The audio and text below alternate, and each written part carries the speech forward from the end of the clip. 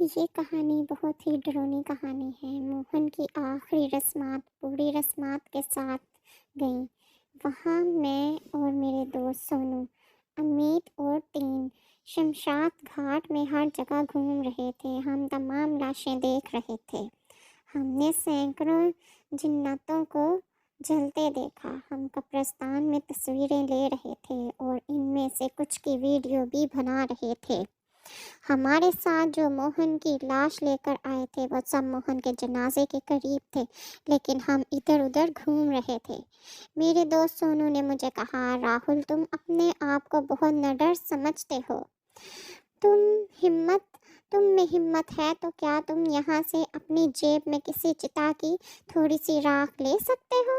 بولا ٹھیک ہے۔ پھر میں نے ایک مٹھی بھر راکھ اٹھائی اور اسے پلاسٹک کے تھیلے میں ڈال کر جیب میں رکھ لیا۔ میں سوچ ہی رہا تھا ابھی تو تھوڑی دیر میں باہر پھینک دوں گا کیا ہوا، اور تبھی اسی جگہ پہنچ گئے جہاں موہن کی چتا جل رہی تھی۔ سب نے کہا چلو گنگا میں نہانے چلتے ہیں۔ میں نے اور میرے تمام دوستوں نے گنگا میں نہا لیا اور سب کے ساتھ بس میں بیٹھ کر اپنے گھر روانہ ہو گئے۔ جب ہم گھر پہنچے تو شام کے تقریباً 7 بج چکے تھے، اس لیے ہم سب کچھ کھانا کھا کر میں لیٹ گیا اپنے بستر پہ، اور کچھ دیر بعد مجھے ایسا محسوس ہونے لگا کہ کوئی آگ سے جلتا ہوا شخص میرے پاس کھڑا ہے جس کا سر قلم ہو چکا ہے۔ اس کی حالت بہت ہی عجیب ہے۔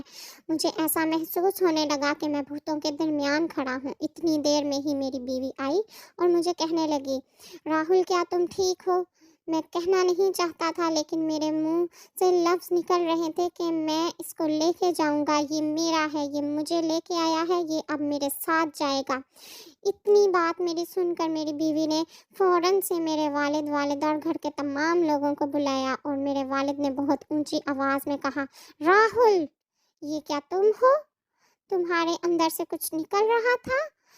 میں نے سب کو بتایا کہ میں اس کو اپنے ساتھ لے کر جاؤں گا۔ میرے لفظوں پہ بالکل بھی قابو نہیں تھا اور مجھے سمجھ نہیں تھی آ رہی کہ میں کیا بول رہا ہوں۔ میں نے فوراً باپ کا گلا پکڑا اور کہا میں سب کو مار کر اس کو اپنے ساتھ لے کے جاؤں گا۔ باپ نے پھر مجھے زور سے جھٹکا اور اب میں نے پھر سے یہی کہا، میں اس کو لے کر ہی جاؤں گا، یہ مجھے اپنے ساتھ لایا ہے، ہمارے درمیان کوئی نہیں آ سکتا، میں سب کو مار دوں گا اور اپنے ساتھ لے کے جاؤں گا، سب کو ماروں گا، آج میں سب کو مار دوں گا۔ آج میں بس ایسے ہی چیخ رہا تھا زور زور سے۔ میرے گھر کے سب لوگ بہت ڈرے ہوئے تھے، میری والدہ بھی بہت رونے لگی۔ وقت ایسے ہی گزرتا رہا۔ تقریباً 10:30 بجے تھے۔ میرے والد فوراً محلے کے ایک بابا کے پاس گئے۔ بابا نے بھی دیر نہیں کی اور فوراً وہ ہمارے گھر آ گئے۔ بابا کو دیکھتے ہی فوراً میرے منہ سے آواز نکلی، میں آج سب کو مار دوں گا اور سب کو اپنے ساتھ لے کے جاؤں گا۔ یہ مجھے لایا ہے اور اب میں لے کے جاؤں گا، اب یہ صرف میرا ہے۔ یہ کہہ کر میں تیزی سے دیوار سے سر ٹکرانے لگا۔ بابے نے فوراً مجھے پکڑ لیا اور بہت زور سے چلایا، کون ہو، کہاں سے ہو؟ لیکن میرے منہ سے صرف ایک ہی آواز نکلی، وہ مجھے لے کر آیا ہے اور میں اب اسے لے کے جاؤں گا، ہم دونوں ساتھ ہوں گے، اب یہ صرف میرا ہے، صرف میرا۔ بابے نے فوراً میری گردن پکڑ کر مجھے زمین پر پٹک دیا اور بہت تیزی سے تھپڑ مارنے لگا۔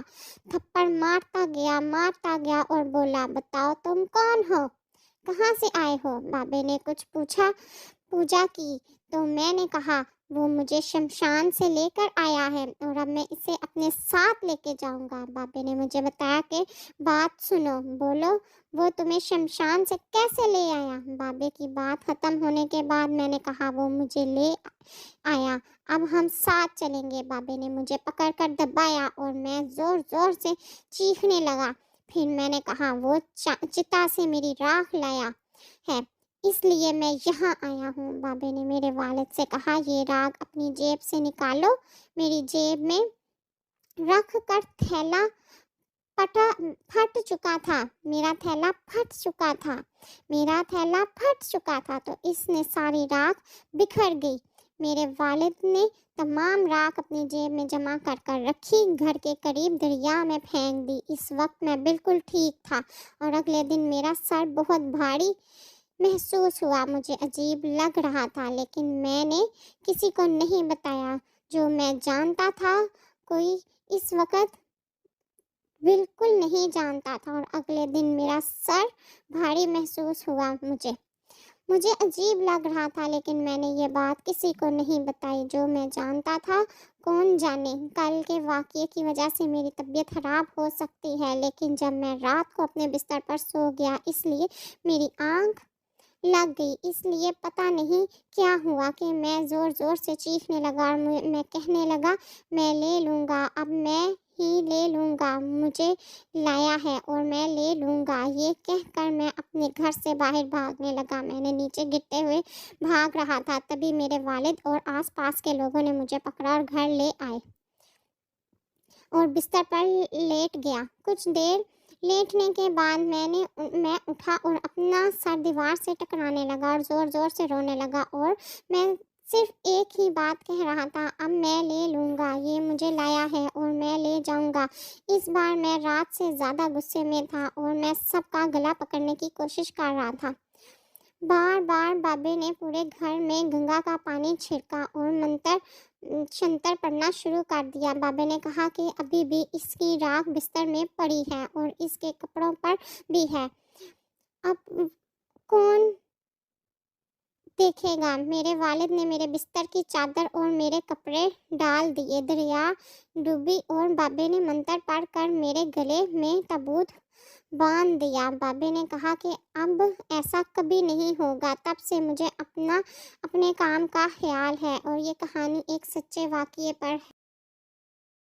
یہ ایک سچا واقعہ ہے۔ اس واقعے سے آپ سب کو سبق حاصل کرنا چاہیے کہ کبھی بھی ہنسی مذاق میں اس طرح کا مذاق نہیں کرنا چاہیے، ورنہ ہم اس طرح کے مذاق کر کے اپنے آپ کو بہت ہی مشکلات میں ڈال لیتے ہیں، جو کہ آگے چل کے ہمارے لیے مشکلوں کا سبب بنتا ہے۔ امید ہے اس کہانی سے آپ کو ایک سبق ملا ہوگا اور آنے والے وقت میں کوئی بھی اس قسم کی شرارت نہیں کرے گا، کیونکہ یہ شرارتیں بہت ہی وزنی بڑھ جاتی ہیں۔